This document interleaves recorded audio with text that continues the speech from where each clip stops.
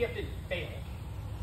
Unless it cracked, it didn't fail. So, okay, my DPF failed. Well, how long was it on there?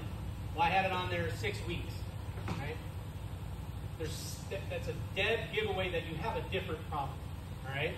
So identify any past upstream issues, right? Turbos. A blown turbo can lead to blown DOCs and blown DPFs. EGR failures, faulty injectors, NOx sensors. All of these different components in here can cause your DPF to fail prematurely. A blown DOC, not blowing enough hot enough air through there, is going to cause a DPF to fail prematurely. DOC failures are a little harder to diagnose. You can measure the temperature going into the DOC and measure the temperature coming out of the DOC, right? We have temp sensors there. We can say it was 500 degrees going in and it was 1100 degrees going out. All right, well that's great.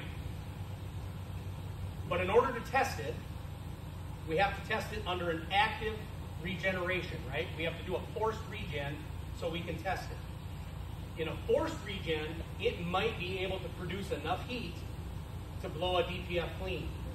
In a passive regeneration, it might not. So you'll test it and you'll say, well, I'm getting 1100 degrees out of this sucker. My DOC's fine.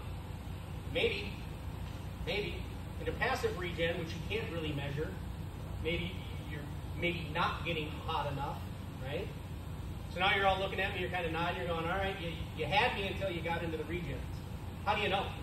How do you truly know? Look at your regens, right?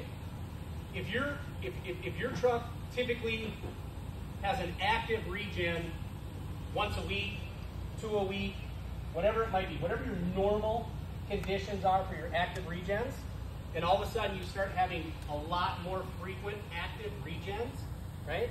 And all of a sudden I'm actively regenning twice a day versus once a week. Red flag, we've got a problem. First place I'm going to look is the DOC. Okay? Everybody follow along with that one?